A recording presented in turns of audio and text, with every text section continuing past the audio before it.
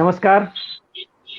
बिहार स्वाभिमान आंदोलन के इस खास चर्चा में एक बार फिर आप सब लोगों का स्वागत है। सुदामा जी, मुझे लगता है कि हाँ, थोड़ा-सा आपका वो फ्रेम सही नहीं आ रहा था। अब आप हाँ, बिल्कुल आप सही हैं। डॉक्टर हाँ, साहब भी आ गए हैं। हाँ, रंजीत रज कुमार सिंह जी भी जुड़ रंजीत जी गए। भी आ गए हैं हमारे साथ। तो अब मुझे लगता है कि हम लोग इसको सर डॉक्टर साहब मैं माफ़ी चाहूँगा, हम लोगों ने तुरंत अभी शुरू ही किया था आपके इंतज़ार करते-करते।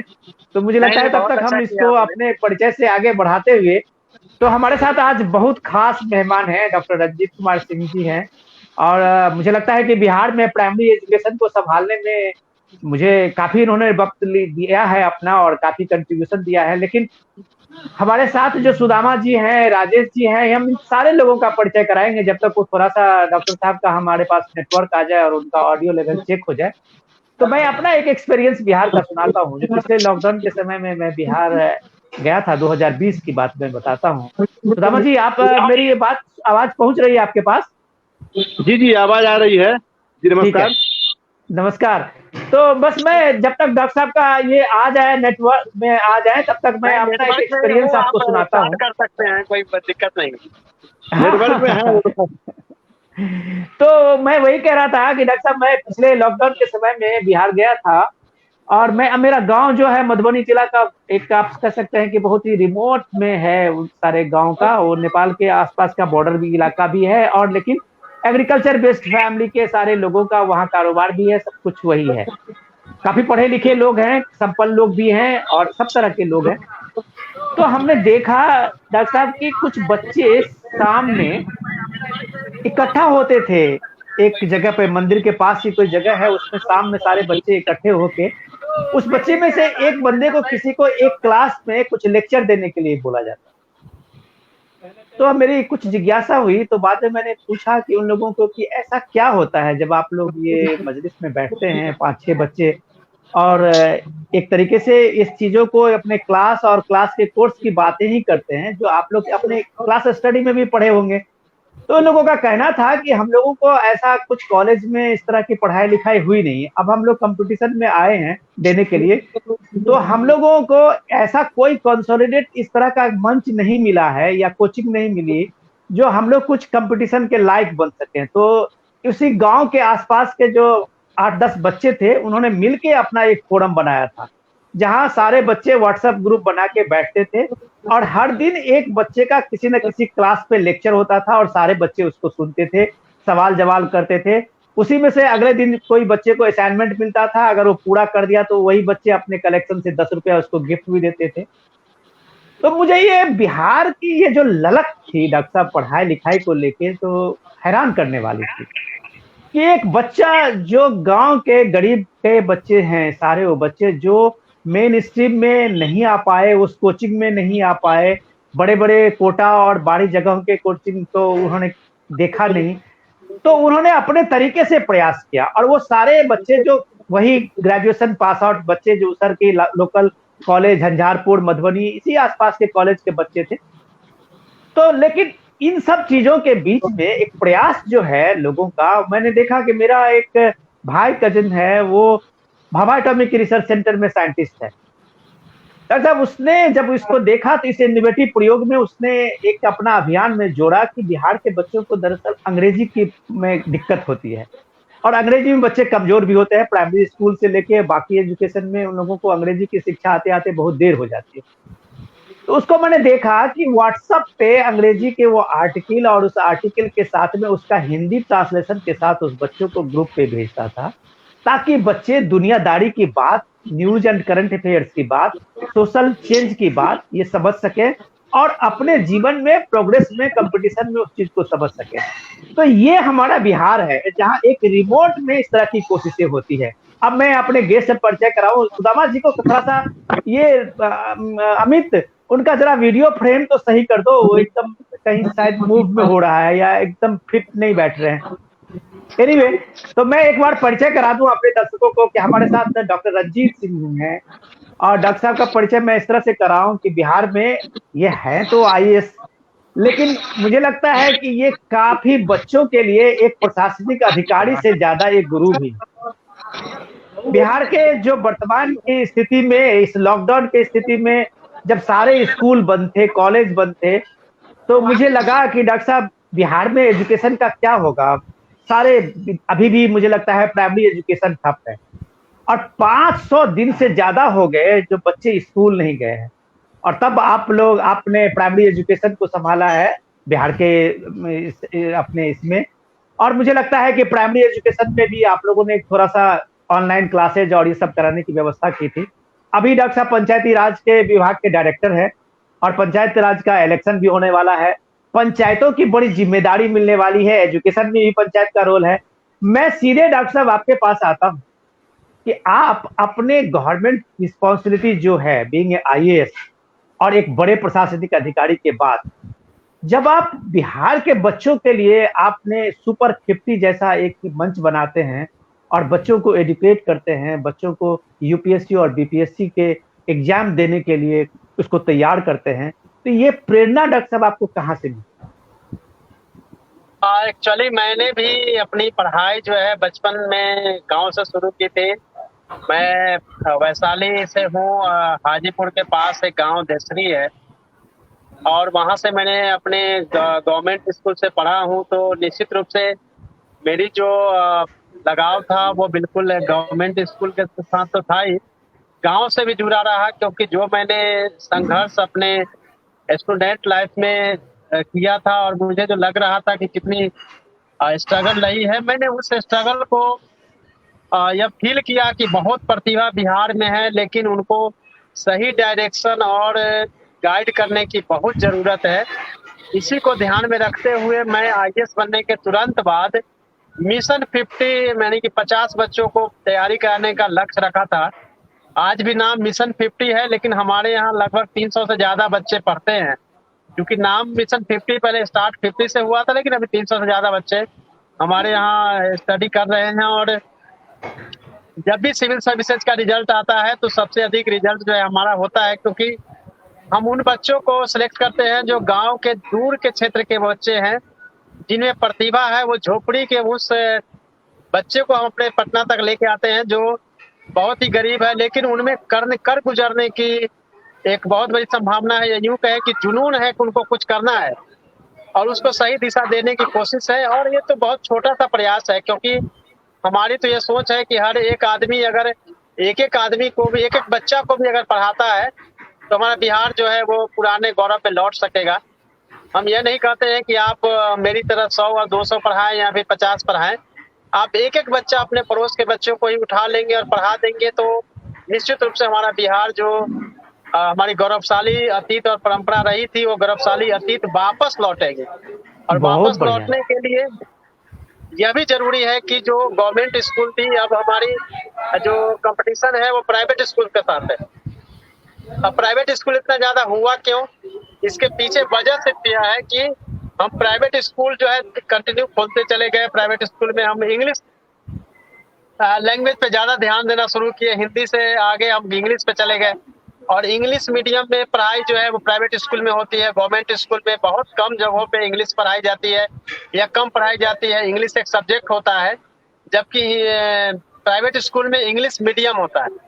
तो लोगों का कहीं ना कहीं झुकाव होता गया कि ग्लोबलाइजेशन के दौर में जरूरी है कि इंग्लिश में पढ़ाया जाए, और इसीलिए इंग्लिश स्कूल या फिर प्राइवेट स्कूल की तरफ रुझान बढ़ता गया। ये खराब भी नहीं है। गवर्नमेंट स्कूल के साथ अगर प्राइवेट स्कूल भी होते हैं, अगर वो बच्चों को क्वालिटी एजुकेशन दे रहे हैं तो अच्छी बात है।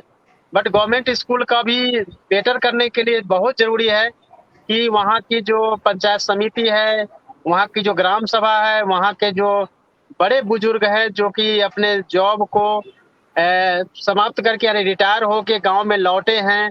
बहुत सारे ऐसे बड़े बुजुर्ग हैं जो गांव में ही रह गए, बहुत अच्छे एजुकेटर हैं जो पढ़ा सकते हैं, या गांव के वैसे जो वार्ड मेंबर से लेके पंच सरपंच जिनकी रिस्पॉन्सिबिलिटी है कि स्कूल की स्थिति अच्छी हो।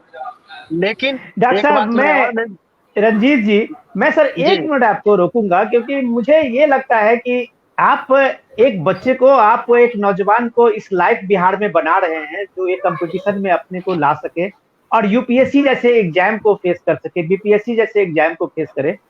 लेकिन डॉक्टर साहब, अभी तक आप जो है बिहार में प्राइमरी एजुकेशन देखते रहे, और जी जी। बिहार के प्राइमरी एजुकेशन का मतलब है कि बिहार के आप एक जो नॉलेज कैपिटल है, उस नॉलेज कैपिटल में आप बच्चों को तैयार कर रहे थे। वो पूरा बिहार में आज भी लोगों की जो डिपेंडेंसी है, वो सरकारी स्कूल पे ही है। डॉक्टर साहब, हम लोग भी उसी सरकारी स्कूल से भी पढ़ के आए हैं। लेकिन मुझे अफसोस ये हो रहा है डॉक्टर साहब कि ये पूरे दुनिया में अभी ये कोरोना का काल है, कोविड की इस महामारी के बीच में सारी व्यवस्थाएं ठप है। आप एक जगह देखें कि कैपिटल मार्केट में आप देखें कि शेयर मार्केट में तो आपके पास इन्वेस्टमेंट आ रहा है, और आपका शेयर मार्केट पर 58,000 तक भी बूस्ट किया है। लेकिन आप जब नॉलेज कैपिटल में देखें तो उस मामले में आपका प्राइमरी एजुकेशन सेक्टर जो है पूरी तरह से डॉक्टर ठप है। मैं जब पिछली बार गया था बिहार, और हमने वहां पे बात की, प्राइमरी एजुकेशन के क्लासेस जब ऑनलाइन नहीं है, गांव में बच्चों के पास स्मार्टफोन नहीं है, तो फिर ये बच्चे जो 1-2 साल से स्कूल नहीं जा रहे हैं, उन्होंने तो कुछ नहीं सीखा है, बहुत लोग तो भूल भी गए थे। तो क्या बिहार सरकार ने, एज ए प्रिंसिपल सेक्रेटरी आप रहे हैं सर, प्राइमरी एजुकेशन को आप देखते रहे हैं, आप लोगों के पास में क्या प्लान है कि 2 साल से ये बच्चे जो स्कूल नहीं गए हैं, अब जब स्कूल खुल रहा है तो उनके लिए क्या कुछ है कि वो गरीब के बच्चे फिर से अपने को मुख्यधारा में ला, मेन स्ट्रीम में आ सके?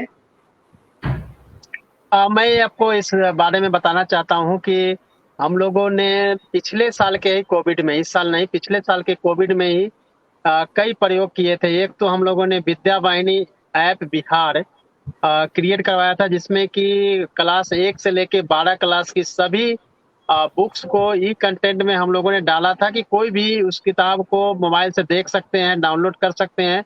गुड। नोट्स बनाने की उसमें सुविधा थी, शेयर करने की सुविधा थी। और ये चूंकि मैं MD Bihar text book board भी था, एमडी भी था मैं बिहार टेक्स्ट बुक कॉर्पोरेशन का, तो ये मेरा फर्ज भी था कि मैं कैसे बुक को स्टूडेंट तक पहुंचाऊं। एक तो ये था, क्योंकि दूरदर्शन गांव गांव तक है, तो दूरदर्शन के द्वारा मेरा दूरदर्शन मेरा विद्यालय के द्वारा भी हम लोगों ने सभी क्लास के बच्चों को एक शेड्यूल बनाकर क्लास करवाना शुरू किया था। लेकिन हाँ, हमारी पहुंच जो है सभी बच्चों तक नहीं हो पाई, क्योंकि आप सभी जानते हैं कि 2.25 करोड़ बच्चे हमारे 73,000 जो विद्यालय हैं बिहार में उसमें हैं, इनरोल हैं, बच्चे पढ़ते हैं। लेकिन बात वहीं पे आती है कि स्मार्टफोन सभी के पास नहीं है। अगर फैमिली हेड के पास है भी तो वो बच्चों को जो छोटे बच्चे हैं उनको वो नहीं देते हैं स्मार्टफोन। लेकिन प्राइवेट स्कूल में जो पढ़ते हैं उनके बच्चे चूंकि ज्यादा ये या तो कहें कि वो रिच मैन है या वो ज्यादा जागरूक है, जिसके चलते बच्चों के हाथ में स्मार्टफोन आ जाता है। लेकिन फिर भी हमारी जो रीच थी वो 60-70% बच्चों तक हमारी पहुंच हो पाई थी। ये तो हमारी ऑनलाइन पढ़ाई की एक मेथड थी। इसके अलावा हम लोगों ने जो हमारे तालीमी मरकज है, टोला सेवक हैं, जो हमारे शिक्षक हैं, उनसे आग्रह किया गया था कि वो छोटे छोटे ग्रुप में स्कूल बच्चों के घर तक जाएं, उनको टास्क दे और उनको टास्क पूरा करवाए, ताकि उनको कोई तकलीफ नहीं हो और वो आगे वो सीख पाए। ये बहुत हमारी अच्छा। बिहार सरकार या हमारे निदेशालय या हमारी ये कोशिश रही थी, जिसके द्वारा हम उन तक शिक्षा को पहुंचा सके। लेकिन हाँ, ये जरूर है कि हमारी ये कोशिश जरूर थी कि something is better than nothing. जहाँ कुछ नहीं हो रहा है वहाँ कुछ किया जाए, और इसी के परिप्रेक्ष्य में हमने यह कोशिश की थी और इसका लाभ भी मिला। ऐसा नहीं हो कि बिल्कुल इसका लाभ नहीं मिला, इसका लाभ भी मिला, हम लोग इसमें सफल भी रहे। बिल्कुल। लेकिन बहुत अच्छा। एक बात मैं जरूर कहूंगा कि फिर से वही बात है कि चूंकि गांव के में हमारा पूरा विद्यालय मैक्सिमम है, तो गांव के जो हमारे जनप्रतिनिधि हैं उनके सहयोग के बिना या उनके पेरेंट्स के सहयोग के बिना हम स्कूल के दशा दिशा को बहुत अच्छा नहीं कर पाएंगे। आप ध्यान देंगे कि जब हम लोग पढ़ते थे या आप लोग की पीढ़ी जब पढ़ती थी, तो विद्यालय के शिक्षकों का सम्मान बहुत ज्यादा था। शिक्षक बहुत। ने एक बार जो कह दिया वो मान लिया जाता था, या यूं कहें कि पंचायत में भी पंचायती जब होता था तो शिक्षक जो बोल दिए वो फाइनल हो जाता था और उसी को मान लिया जाता था कि हाँ, वो मास्टर साहब कह रहे हैं तो सही कह रहे हैं। इसके अलावा अभी की आप देखेंगे कि स्कॉलरशिप, साइकिल की योजना, पोशाक की योजना, हमने मिड डे मील, बहुत सारी योजनाएं चलाई। लेकिन उन योजनाओं के चलाने के बाद भी जो क्वालिटी एजुकेशन थी पहले, जहां से इतने सारे जो है आईएएस आईपीएस से लेके इंजीनियर, डॉक्टर, जर्नलिस्ट, सभी क्षेत्रों में देखेंगे कि आज से 15 साल के जितने भी बच्चे हैं या 20 साल के पहले जितनी पीढ़ी रही है सभी गवर्नमेंट स्कूल से निकले हैं। लेकिन आज की स्थिति में मैं निदेशक प्राथमिक शिक्षा था तो भी मैं ये कहूंगा कि कहीं ना कहीं हम लोग वह नैतिक मूल्यों को खो रहे हैं, हम वो पेरेंट्स का रोल अदा नहीं कर पा रहे हैं, और कहीं ना कहीं हम जो जनप्रतिनिधियों का जो दायित्व है वो भी दायित्व हम लोग पूरा नहीं कर पा रहे हैं। तो जो गरीब बच्चे हैं, दलित के बच्चे हैं या असहाय हैं, आप ये समझ लीजिए कि गवर्नमेंट स्कूल में वही बच्चे हैं जो गरीब हैं, जो दलित बस्ती से आते हैं। वो ऐसे बच्चे जो सक्षम है वो बिल्कुल प्राइवेट स्कूल, गवर्नमेंट स्कूल में जाते ही नहीं है। लेकिन हाँ, यह है कि पहले की तुलना में बेटर हुआ है, लेकिन अभी भी बहुत कुछ प्रयास करने की जरूरत है। और इस प्रयास को सफल बनाने के लिए हम सभी नागरिकों को भी आगे आना होगा, तभी हम बेटर स्कूल की बहुत कल्पना कर बढ़िया सकते हैं। डॉक्टर साहब। मुझे लगता है जितनी ईमानदारी से और जितनी साफगोई से आपने बिहार के एजुकेशन की बात को लोगों के, हमारे सारे दर्शकों के सामने में रखा है, तो मुझे लगता है कि हम लोगों को भी इससे प्रेरणा लेनी चाहिए और तमाम पेरेंट्स को भी ये सीख लेनी चाहिए कि ये बिहार ऐसे पढ़ेगा तो कैसे बढ़ेगा बिहार। बिहार में आज कुछ लोग इंडिविजुअली कोशिश कर रहे हैं, डॉक्टर रंजीत सिंह जैसे लोग कोशिश कर रहे हैं, सुदामा जी जैसे लोग हैं, अभयानंद जी हैं, आनंद जी हैं, बहुत सारे ऐसे लोग हैं। मैं सीधे एक बार अगर हमारे साथ सुदामा जी जुड़े हो और अगर हमारी बात वो सुन रहे हो तो क्या उनसे मैं सवाल ले पूछ सकता हूं क्या सुदामा जी? सर लिया जाए सर। तो सुदामा जी, मेरा सवाल है कि सुदामा जी आप प्रशासनिक अधिकारी हैं, मैंने सुना था आप इससे पहले गया और उधर थे, उस समय में भी आपने अपने पर्सनल लेवल पे एजुकेशन को लेके एक काम शुरू किया था। आपने ऑनलाइन भी उन्होंने क्लासेस देने की व्यवस्था की थी और आज आप फिर एक बार सुपर 50 में डॉक्टर रंजीत सिंह के साथ भी कंबाइंड हैं और आप अपने जो दायित्व है गवर्नमेंट का, उसके बाद आप जब इससे फ्री होते हैं तो आप क्लास में लगते हैं। तो ये जो आपका कमिटमेंट है और आप जो इस तरह की भूमिका इसमें देते हैं, तो आपका इस कमिटमेंट के पीछे आपका ऑब्जेक्टिव क्या है? सर सबसे पहले तो हम ये भी कहना चाहेंगे कि हम लोग भी जिस तरह रंजीत सर ने बताया कि वो ग्रामीण परिवेश से संबंधित है, हम भी पूरी तरह ग्रामीण परिवेश से संबंधित हैं और गवर्नमेंट स्कूल से ही हमने भी शिक्षा पाई है। और मैं आपको बताऊं सर कि जब मैंने ये निर्णय लिया कि मैं आईएएस बनूंगा या मैं सिविल सेवा की तैयारी करूंगा, तो गांव वालों ने उपहास उड़ाया। उन्होंने कहा कि अब हेलीकॉप्टर हाँकेगा ये लड़का। मतलब इस स्थिति में, मतलब कि जब सिविल सेवा के क्षेत्र में सोचना भी लोगों के लिए बड़ा दुष्कर मालूम पड़ता था। लोगों ने कहा कि बीएड वगैरह कर लो, टीचर की कहीं नौकरी कर ली जानी चाहिए, इसके बाद अपना देखते रहो। लेकिन मैंने कहा कि नहीं, मैं दिल्ली जाऊंगा, मैं तैयारी करूंगा। और सर जब मैंने यूपीएससी का इंटरव्यू दिया, बीपीएससी का इंटरव्यू दिया, हमने यूपीपीसीएस कंप्लीट किया, तब लोगों को लगा कि नहीं, एक गांव का लड़का भी बाहर जा ही नहीं सकता है, तैयारी नहीं कर सकता, कंप्लीट भी कर सकता है। तो इसके बाद जो लगभग 8-9 साल का मेरा संघर्ष रहा सर, संघर्ष बहुत लंबा था। उस दरमियान में कई लोग आए, कई लोगों को मैंने आईएएस बनते देखा, बहुत सारे मित्र हमारे आईएएस भी हैं, रंजीत सर भी हैं। तो फिर मुझे लगा कि नहीं, मुझे जो कठिनाई हुई, मैं जो गांव से निकल करके इतनी दूर तक गया, तो क्यों नहीं मैं एक ऐसा ये करूं, प्रयास करूं कि जो बच्चे इस बारे में सोचना चाहते हैं, क्यों नहीं मैं उनको थोड़ा हेल्प करूं अगर वो बन जाते हैं। और मैंने एक्सपेरिमेंट गांव से शुरू किया और मैं बताऊं कि अब गांव में कम से कम 20-25 बच्चे ऐसे हैं जो सिविल सेवा की तैयारी कर रहे हैं। वाह। बल्कि गांव से बाहर के बच्चे कर रहे हैं। और रंजीत सर के साथ मैं 2013 से जुड़ा हुआ हूं और हम दोनों ने मिल करके सैकड़ों बच्चों को आईएएस और बीपीएससी बनाने में हेल्प किया। मतलब कि मैं ये नहीं कहूँगा कि वो हमारे बच्चे हैं, मैं कहूंगा कि मैंने उनको उनके मंजिल तक ले जाने में थोड़ी सी भूमिका निभाई है। और मैं हमेशा जब भी कोई फोन करता है, वो दिल्ली से फोन करता हो या बड़ौदा से करता, कई से लोग फोन करते हैं मुझे, मैं रात में बात करता हूं और हर बच्चे को मैं एंटरटेन करता हूं, इसलिए कि मैं आपको अगर सैल्यूट करूं, आपके इस जज्बे को सलाम करूं, क्योंकि हम लोगों ने सिर्फ यही सुना कि ज्ञान से ही सब कुछ हासिल होता है और बिहार तो सिर्फ ज्ञान से ही हासिल किया है। शायद रंजीत जी को यह सुनने में बुरा लगेगा, लेकिन आज भी पूरे देश में सबसे कम खर्च अगर एजुकेशन पे हो रहा है तो बिहार में हो रहा है और सबसे अगर गरीबी है तो बिहार में है। लेकिन इसके बावजूद भी अगर आप लिस्ट में देखेंगे तो बिहार यूपीएससी से लेके आईआईटी और आईआईएम के एग्जाम में बिहार का लिस्ट में हमेशा सबसे ऊपर बढ़ चढ़ के नाम होता है। और ये नाम इसलिए है कि आप जैसे लोग बिहार में एक्टिव हैं और आप जैसे लोग ज्ञान की उस गंगा में अपना पूरा योगदान दे रहे हैं। मैं राजेश जी के साथ पास जाऊंगा।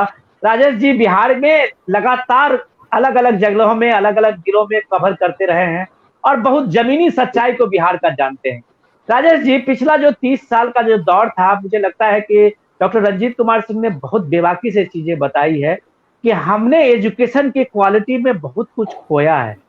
हमारा जो क्वालिटी एजुकेशन था और या हमारा जो कमिटमेंट था, गांव में हम लोग 3-3, 4-4 किलोमीटर पैदल चल के हाई स्कूल में जाते थे पढ़ने के लिए, और एक कॉलेज में पढ़ने के लिए मुझे लगता है कि कम से कम 30 से 40 किलोमीटर का फासला था।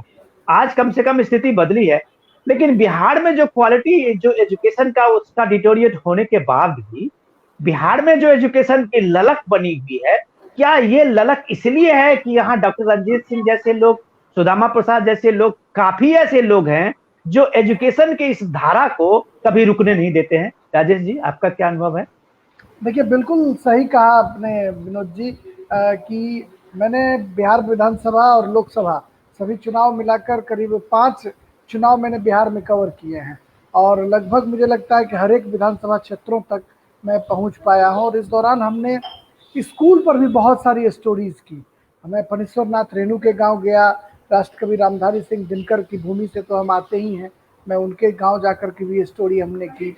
और भी जो बड़े बड़े विभूति थे, ललित बाबू के गांव जाकर के वहाँ के स्कूल बन को हमने देखने की कोशिश की। तो हमने काफ़ी जो महसूस किया बिहार में कि बिहार में क्वालिटी एजुकेशन जो पहले था उसमें कमी सिर्फ और सिर्फ इसलिए आई कि हम वहाँ जाग नहीं रहे हैं।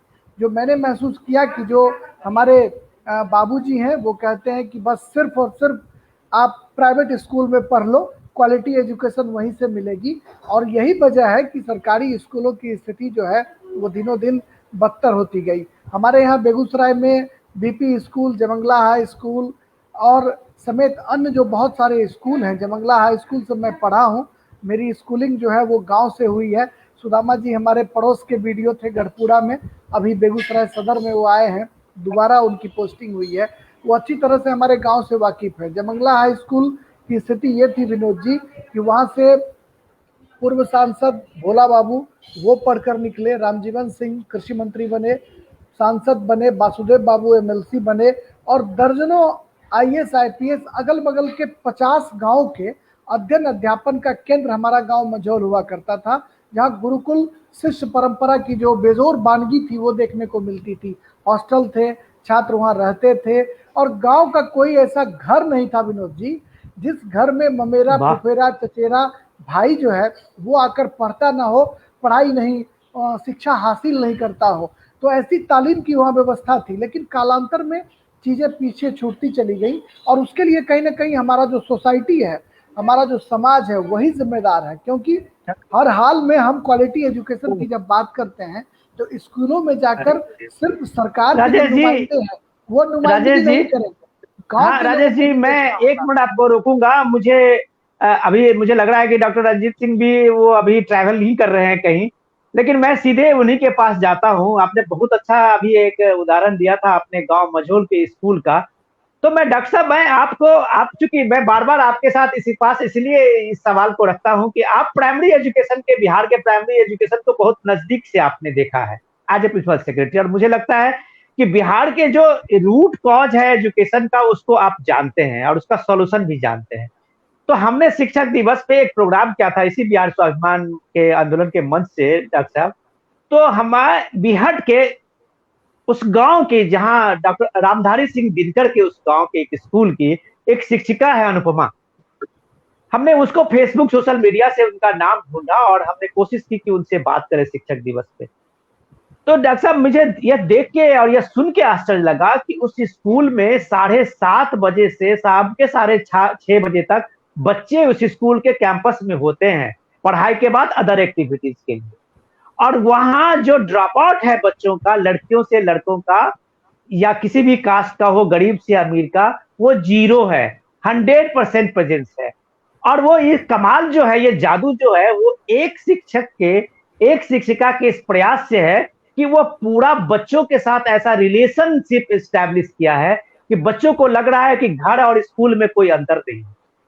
तो डॉक्टर साहब, जहां स्कूल ने एक तरह की कोशिशें की है, एफर्ट्स लगाया है, वहां ड्रॉप आउट नहीं हुए, वहां क्वालिटी एजुकेशन हुआ। लेकिन जहां ये एफर्ट्स नहीं हुआ तो बिहार में सबसे ज्यादा ड्रॉप आउट है। ऐसा क्यों हुआ? मैं बताना चाहूंगा इसमें कि बिहार के हर जिले में ऐसे 10 से ज्यादा विद्यालय हैं जिसने एक नजीर पेश किया है बाकी विद्यालयों के लिए। जिस भी स्कूल में जो प्रिंसिपल हैं अच्छे हैं, जिन्होंने बहुत पहले इन विद्यालयों में पढ़कर वो आज शिक्षक बने हैं, उनका एक ड्रीम है कि हमारे बच्चे भी अच्छा करे, कल को जब बड़े ओहदे पे जाए तो मेरे पैर छू के जब प्रणाम करे तो मुझे एक अलग सा अनुभूति और एहसास हो। इसी को ध्यान में रखते हुए बहुत सारे शिक्षकों ने ऐसे बहुत सारे विद्यालय, हर जिले में 10 से ज्यादा विद्यालय हैं जो मॉडल स्कूल के तौर पे देखे जाते हैं।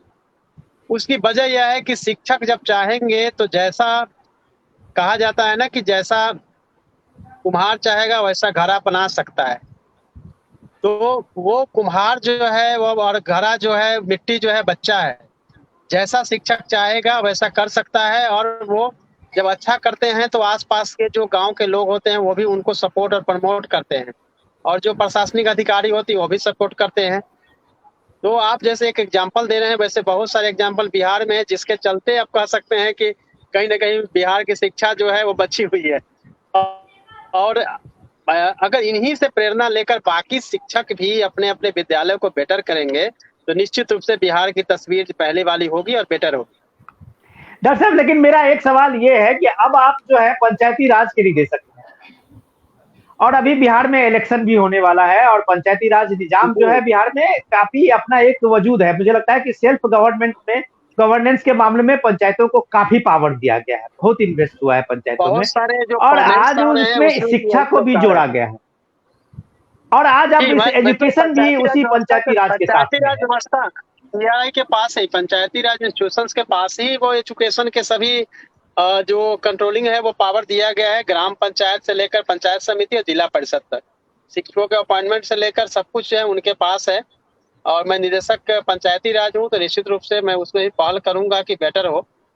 लेकिन इतना जरूर है कि जब तक शिक्षक और हमारी सोसाइटी नहीं चाहेगी, हम बहुत बेटर करने की पोजीशन, क्योंकि आप देखिएगा, मैं एक एग्जांपल देता हूँ, बहुत छोटा है और हो सकता है कि बहुत अच्छा लगे ना लगे। अभी पेरेंट्स जब स्कूल में जाते हैं तो उनका पहला ये फोकस होता है कि अब मैं बताता हूँ कि क्या बोलते हैं, वो बोलते हैं जाके कि हमारे बचवा के जो है सो साइकिलवा आया कि नहीं आया, हमारे बचवा के पोषकवा के पैसा आया कि नहीं आया। अभी यो नहीं पूछते हैं कि कौन कौन टीचर आया है, कौन कौन पढ़ा रहा है, कौन नहीं पढ़ा रहा है, पहला। दूसरा है बच्चों को स्कूल समय से नहीं भेजते हैं, या भेजते हैं तो बच्चा घूम रहा है, कहीं जा रहा है, कहीं नहीं आ रहा है, कोई क्लास में गया है नहीं गया है।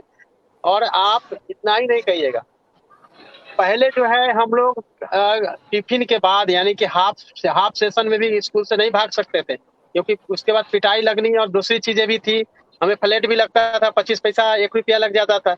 अभी वो भी सिस्टम नहीं है। आरटी के तहत, राइट टू एजुकेशन के तहत हम बच्चों से पैसा नहीं वसूल सकते हैं, लेकिन हमने सीतामढ़ी डीएम रहते हुए जब 1 रुपया और 5 रुपया वसूलना शुरू किया था तो 90% से ज्यादा हमारा जो है अटेंडेंस आ गया था। लेकिन बाद में हमें वापस लेना पड़ा था ड्यू टू, क्योंकि आरटी में आप पैसा बच्चा से नहीं ले सकते हैं।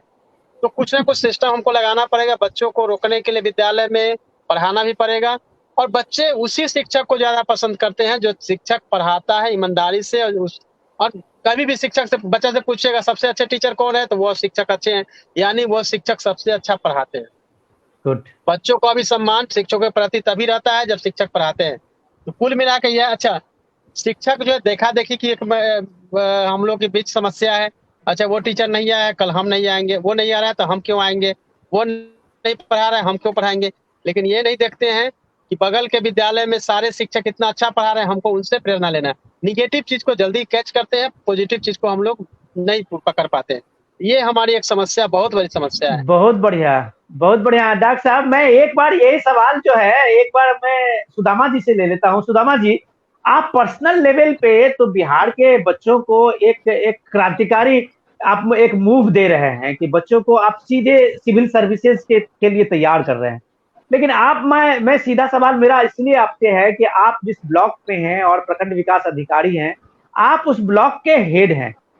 क्या आपको लगता है कि प्रशासनिक अधिकारी का जो हम लोगों के दौर में एजुकेशन के जो वहां पे होते थे अधिकारी सब, उनका जो दौरा होता था तो एक तरह से माने पूरे स्कूल में खलबली होती थी, कि वहां पे ये ऑफिसर आ रहे हैं, और वो सारे टीचर से लेके बच्चे तक सारे टेंशन में होते थे। क्या आप लोग कभी भी महीने में, 2 महीने में 2-4 स्कूल के गांव का दौरा करते हैं और देखते हैं कि यहाँ पे दिक्कत क्या है, या यहाँ पे एजुकेशन जो है, आप कभी क्या कोई स्कूल में जाके क्लास लेने की कभी कोशिश करते हैं कि बच्चों को लगे कि ये क्वालिटी एजुकेशन है जो हमको नहीं मिल रही है? जी मैं इसमें बताना चाहूंगा कि मैं जिस भी ब्लॉक में रहता हूँ, चाहे राजेश जी का जहाँ गांव है उसके बिल्कुल अगल बगल के ब्लॉक में मैं रहा हूँ, तो मेरा ये प्राथमिक उद्देश्य ये होता है कि जब मैं स्कूल में जाऊं तो यह ना देखूं कि कितने टीचर आए हुए हैं, कितना अटेंडेंस है। मैं ये देखता हूं कि टीचर जो क्लास में हैं वो जो डिलीवर कर रहे हैं वो कितना ऑथेंटिक है। और मैं क्लास में सुनता हूं जाकर के कि अगर बहुत वो अच्छा। हिस्ट्री पढ़ा रहे हैं, अगर वो हिंदी साहित्य पढ़ा रहे हैं या गणित पढ़ा रहे हैं, तो मैं 5 मिनट सुनता हूं पहले कि उनकी वो किस दिशा में चल रहे हैं। एक्चुअली में क्या है सर कि हमारे यहाँ जांच होती है लेकिन क्वालिटी की जांच नहीं होती। हम सिर्फ एमडीएम की जांच करते हैं, हम सिर्फ टीचरों की जांच करते हैं कि वो रोज आते हैं कि नहीं। अगर टीचर रोज आएगा भी और क्लास में अच्छे से डिलीवर नहीं कर पाएगा तो कोई फायदा नहीं है सर। कोई फायदा नहीं है। तो मैं उनकी क्वालिटी की जांच करता हूँ कि भाई आप जो इतिहास पढ़ाने गए हैं तो बच्चे उसे सीख रहे हैं या नहीं सीख रहे हैं। मैं हर एक बार जब भी कोई विद्यालय में फंक्शन होता है तो मैं जरूर जाता हूँ। मैं ये जांच करने बहुत जाता हूँ कि वहाँ के बच्चों में सांस्कृतिक आयोजनों के प्रति क्या अभिरुचि है, सांस्कृतिक चेतना की अभिव्यक्ति कर पा रहे हैं कि नहीं कर पा रहे हैं। क्योंकि सिर्फ ज्ञान लेने से कोई फायदा नहीं सर, ज्ञान तो हर जगह बिखरा हुआ है और आज तो ज्ञान का युग है, क्रांति का युग है। तो हमें ये देखना है कि बच्चे सिर्फ मशीन न बने, उनके बहुत अंदर अच्छा। वो सब चीज वो सोच पा रहे हैं कि नहीं। अगर वो अपने बड़ों से मिल रहे हैं तो उनसे किस तरह की बातें कर रहे हैं, छोटे से मिल रहे हैं तो किस तरह की बातें कर रहे हैं। अगर वो शिक्षकों का सम्मान नहीं कर रहे हैं तो क्यों नहीं कर रहे हैं। तो मैं इन सब चीजों को वहां पे इन सब बातों को रखता हूँ और मैं टीचरों को कहता हूँ, शिक्षकों को, कि आप सिर्फ ये सोच करके नहीं आए कि आज क्लास 5 में जाना है, पढ़ा के चले आना है। आप खुद भी अध्ययन करें। मैं बताऊं कि मैं जब भी क्लास लेता हूं सर, आज भी क्लास लेता हूं जहां भी, तो मैं 2 घंटा जरूर पढ़ाई करके जाता हूं बहुत कि अच्छा। बच्चों को ये ना लगे कि बस ऐसे चला आया सिर्फ क्लास में क्लास लेने के लिए। तो मैं शिक्षकों को भी कहता हूं कि आप भी अपने को मांझिए और हर दिन अपने आप को अपडेट करिए, तब जाकर के बच्चे सीख पाएंगे। नहीं तो फिर वो रस्मी रिवाज की तरह चला जा रहा है कि हमें स्कूल जाना है, टाइम से जाना है, टाइम पे आना है, बच्चे पढ़े लिखे ना लिखे कोई मतलब नहीं है। तो मेरा एक सजेशन ये भी है कि अगर शिक्षा व्यवस्था को दुरुस्त करना है तो उसे बच्चों के साथ जोड़ना होगा, जो टीचर है उनका। और जैसा कि अजीत सर ने भी बताया कि डेडिकेशन का अभाव है, और डेडिकेशन का सर दोहरा अभाव है। एक तो जो गार्जियन है उनके लिए तो अभाव है ही, वो उनका ध्यान रहता है कि साइकिल आया कि नहीं आया, जो अन्य सुविधाएं वो मिल रही है कि नहीं मिल रही है। और साथ ही शिक्षकों का भी डेडिकेशन नहीं है। जैसे आपने सर एग्जाम्पल दिया कि एक टीचर ने मिलकर के पूरे विद्यालय को बदल दिया, तो अगर एक शिक्षक ऐसा, एक शिक्षिका ऐसी क्रांति ला सकती है तो लोग चाहे तो क्यों नहीं कर सकते ऐसा। तो डेडिकेशन का सर अभाव दोनों तरफ से है, और मैं अपील करूंगा कि दोनों तरफ से लोग थोड़ा सा एक्टिव हों। और हम लोग भी गवर्नमेंट स्कूल से ही आए हुए लोग हैं, हम लोगों ने भी आईएएस का एक लंबा सफर तय किया। अगर मैं तो वैसा कहता हूं कि मैं एक गांव से पढ़ा हुआ बच्चा अगर धौलपुर हाउस जा सकता हूं, कई एग्जाम कंप्लीट कर सकता हूं, तो कोई क्यों नहीं कंप्लीट कर सकता है। यस। तो बस जरूरत डेडिकेशन की है सर। बहुत अच्छा। मैं राजेश, आपने अभी सुदामा जी का सुना, और सुदामा जी ने जो अपना अनुभव बताया है, मुझे लगता है कि यही सच्चाई है बिहार। और सबसे बड़ी बात यह है राजेश कि हम ये बात जानते हैं कि हमको पढ़ाई के बाद ज्ञान के अलावा हमारे पास कोई विकल्प नहीं है।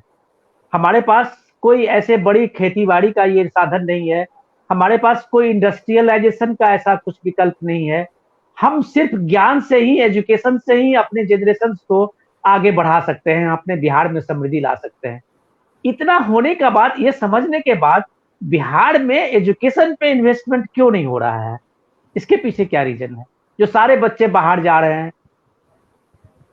देखिए, ये कहीं ना कहीं विनोद जी एक माइंडसेट का भी सवाल है। जैसा मैं समझ पा रहा हूँ कि लॉ एंड ऑर्डर के मोर्चे पर जो हमारी पिछले 2-3 दशक में जो नाकामी रही है, इसकी वजह से जिस तरीके से बहुत सारे जो व्यवसाय करने वाले लोग बिहार नहीं आ पाए, वैसे ही जो बड़े पैमाने पर जो प्राइवेट यूनिवर्सिटीज या प्राइवेट जो कॉलेजेस जो देश के विभिन्न हिस्सों में खुलते हैं या डीम्ड यूनिवर्सिटी जो खुलते हैं, उसका प्रसार जो है वो बिहार में देखने को नहीं मिला, क्योंकि हम कहीं ना कहीं इस बात की गारंटी देने में नाकामयाब रहे, सिक्योरिटी देने में नाकामयाब रहे कि बिहार में आप आइए, अच्छा स्कूल खोलिए, अच्छा कॉलेजेस खोलिए। अमेठी यूनिवर्सिटी जो है वो खुलने का जो प्रस्ताव था वो प्रोसेस में था कि पटना में उसका ब्रांच खोला जाए। इस तरह के प्रयोग जो हैं राज्य में और भी हो सकते हैं, लेकिन सबसे जो महत्वपूर्ण चीज़ है वह माइंडसेट का सवाल है। जो विज़न है वो कहीं ना कहीं हम दूरदर्शी नहीं है और हम किसी की आलोचना नहीं करना चाहते, लेकिन गार्जियन के स्तर पर हो, छात्र के स्तर पर हो, हुक्मरानों के स्तर पर हो, राजनेताओं के स्तर पर हो, कहीं ना कहीं एक कोलैबोरेशन जो है, एक समन्वय की स्थिति जो है वो बहुत कम दिखाई पड़ती है, जिसकी वजह से बहुत बड़ी यूनिवर्सिटी या आप दूसरे राज्यों में आप जाएं तो आप देखेंगे विनोद जी की ढेर सारी जो डीम्ड यूनिवर्सिटी है या प्राइवेट यूनिवर्सिटी है, टेक्निकल यूनिवर्सिटीज़ हैं, वो खुल रहे हैं बड़े पैमाने पर और छात्रों को रोजगार भी मिल रहा है, वहाँ पढ़ाई भी हो रही है, लेक्चरर की नौकरी भी बहुत लोगों को मिल रही है। लेकिन बिहार इस मामले में फिसड्डी अब तक साबित हुआ है। और रामा जी एक बात का जिक्र कर रहे थे कि शिक्षक भी जिम्मेदार हैं।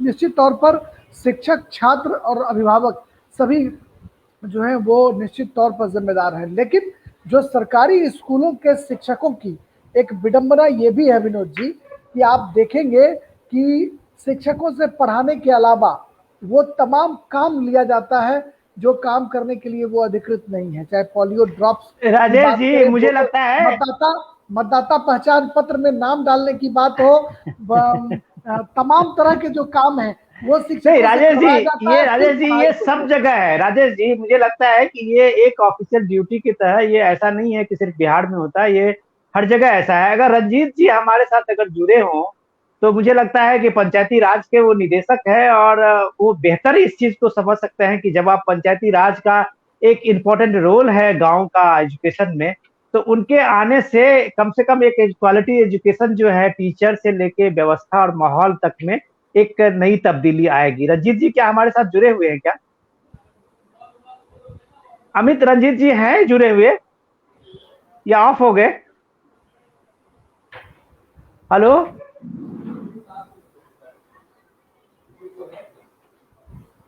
शायद रंजीत जी हमारे साथ अभी नहीं जुड़े हैं, न उनका नेटवर्क अभी नहीं शायद काम कर रहा है। सुदामा जी क्या आप जुड़े हुए हैं?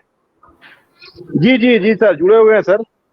अच्छा सुदामा जी, मेरा बस ये लास्ट सवाल चलते चलते, अभी काफी टाइम हमने लिया आप लोगों का, और आप लोगों का बहुत बहुत धन्यवाद इसके लिए कि रात में और दिन भर आप लोगों का काम और इसके बाद शाम में इस तरह की चर्चा में हम लोगों को ये शामिल करना थोड़ा सा कभी कभी ऑकवर्ड भी लगता है, लेकिन मुझे ये लगा सुदामा जी, ये मुझे बिहार से जो उम्मीदें, एजुकेशन चाहे जो सिस्टम में डिटोरिएट क्या हो, क्वालिटी एजुकेशन में जो भी चीजें हो रही हो, जो भी बात कही जा रही हो, हम लोग बिहार से बहुत जुड़े नहीं हैं इसलिए बहुत अनुभव नहीं है, लेकिन बिहार में जिस लेवल से कोशिशें होती है, चाहे वो आपकी तरफ से हो, डॉक्टर रंजीत सिंह की तरफ से हो, और ऐसे कई लोग हैं। मुझे एक वहां पे मैंने देखा अपने यहाँ गांव में, मेरे ही गांव के हैं डीएन झा।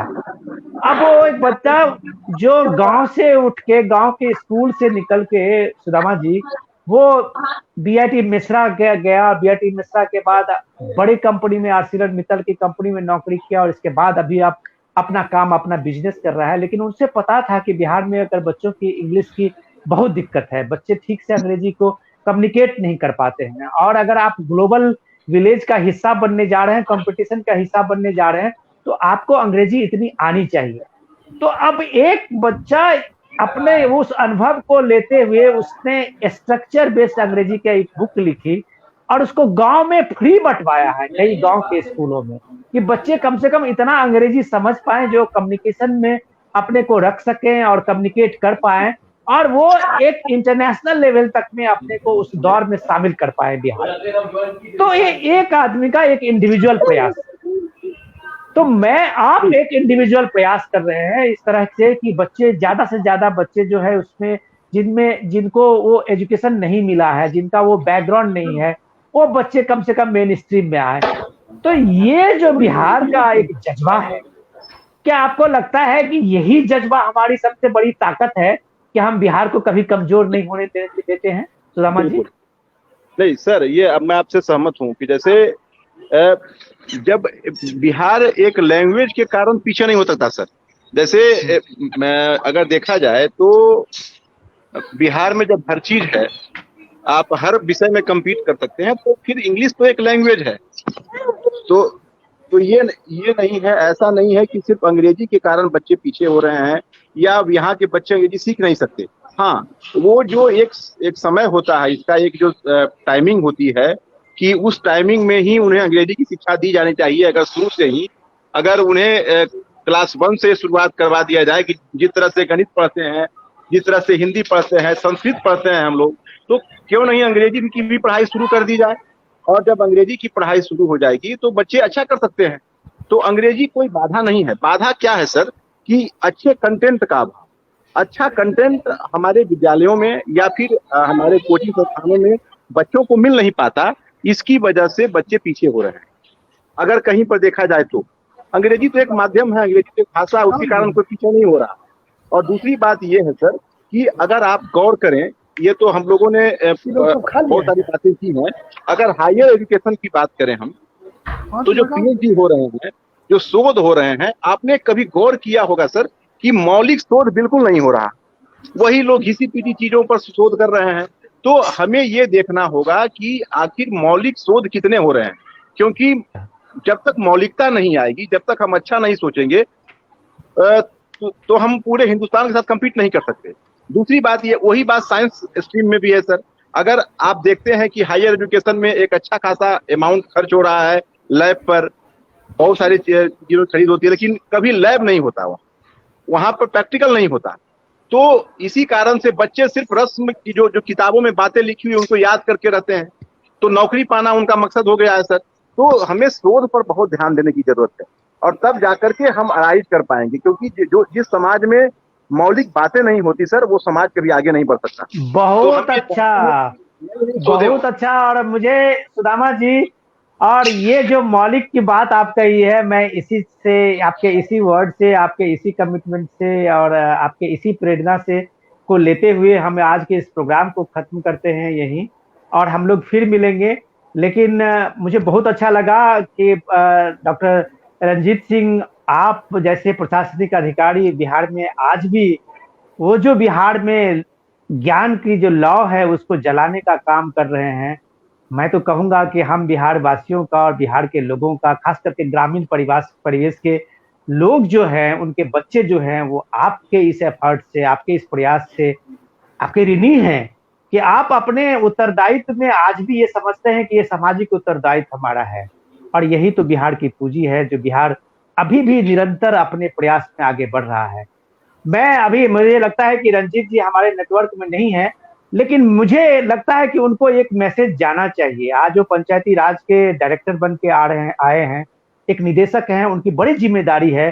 जो बिहार के क्वालिटी एजुकेशन गिराने में पंचायतों की भी भूमिका है। अगर आप पंचायत के उन लोगों को एजुकेशन में, एक प्राइमरी एजुकेशन का टीचर जब पंचायती राज के निजाम के उन मुखिया और सरपंच के हाथ में हो, तो आप समझ सकते हैं कि टीचर की क्वालिटी क्या होगी, किस तरह के टीचर होंगे।